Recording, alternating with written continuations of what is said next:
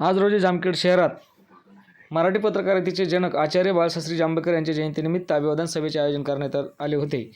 यावेळी भाजपा नेते प्राध्यापक मधुकर आबा राळेभात यांच्या हस्ते प्रतिमा पूजन करण्यात आले। या प्रसंगी डिप्लोमा कॉलेजचे प्राचार्य विके घाईतडक सर, पोपट राळेभात, संजय काशीद, नगरसेवक अमित जाधव, सुनील यादव, बापूसाहेब गायकवाड आदी पत्रकार बांधव मोठ्या संख्येने उपस्थित होते।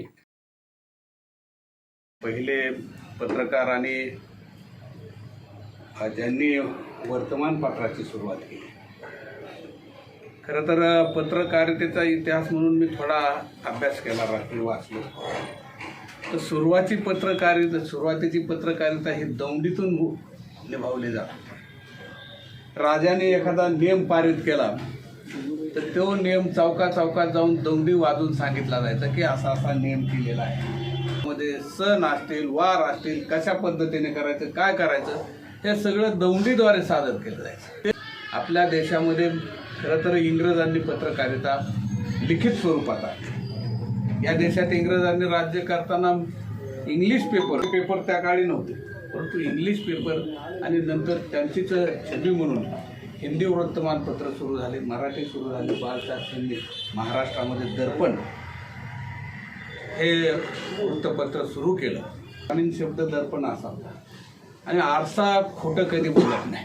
आंबेडकर शिकत असताना एका पत्रकाराच्याकडे कामाला राहिले आणि कामाला राहिला असताना आंबेडकरांनी त्यांना सल्ला दिला की तुम्ही उच्च जातीचे आहेत म्हणून खालच्या जातीवरती किंवा गोरगरिबावरती लिहिताना अन्याय झाला नाही पाहिजे असा त्यावेळेस सल्ला दिला।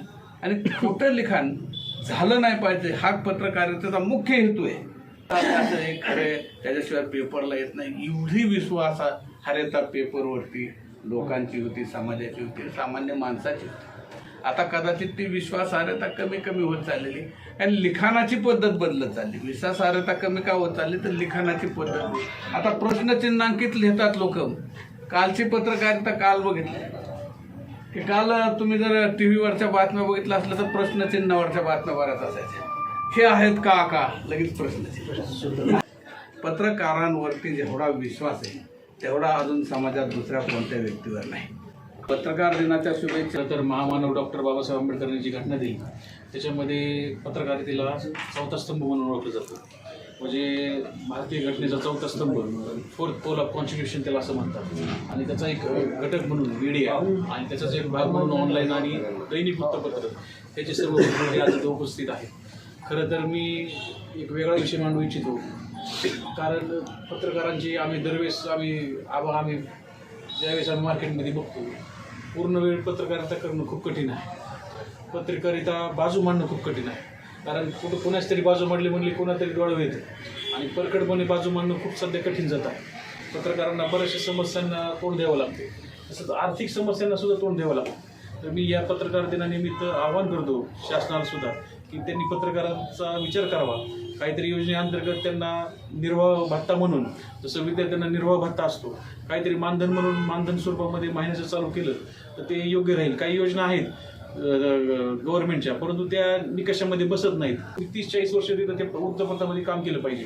आता ही एवढी जाचक आहे, कारण बऱ्याचदा काय होतं पत्रकार एका पेपरकडे राहत नाही, दरवेळेस बदलत चालतो। त्यामुळे मी अशा वेळेस सगळ्यांना शुभेच्छा देतो आणि आवाहन करतो शासनासुद्धा की यांनी पत्रकारांचा चौथ्या स्तंभाचा विचार करावा असं मी सांगतो। धन्यवाद। पत्रकार दिनाच्या निमित्तानं सर्वच पत्रकार बांधवांना मी शुभेच्छा देतो। पत्रकारितेचे आद्य प्रवर्तक म्हणले तरी चालते। त्यांच्या जयंतीनिमित्त आणि पत्रकार दिनाच्या सर्व पत्रकारांना माझ्या काशीद कुटुंबीय तसेच महाराष्ट्र विधान परिषदेचे सभापती माननीय प्राध्यापक रामजी शिंदे साहेब यांच्या वतीने सर्वांना हार्दिक शुभेच्छा। आज बाळशास्त्री जांभेकर यांच्या जयंतीनिमित्त आपल्या जामखेड येथील कार्यालयात भाजपमध्ये मधुकर आबा राळेभात आणि इंजिनिअरिंग कॉलेजचे प्राचार्य विके घाईतडक, बापूसाहेब गायकवाड, पोपट राळेभात, नगरसेवक अमित जाधव, संजय काशीद, सुनील यादव असे सर्व मान्यवर आपल्याला या कार्यक्रमामध्ये सर्वांचंही आज आपल्या कार्यक्रमात उपस्थित राहिल्याबद्दल सर्वांनी जांभेकर यांच्या जयंतीनिमित्त सर्व पत्रकार बांधवांना पुन्हा एकदा शुभेच्छा देतो।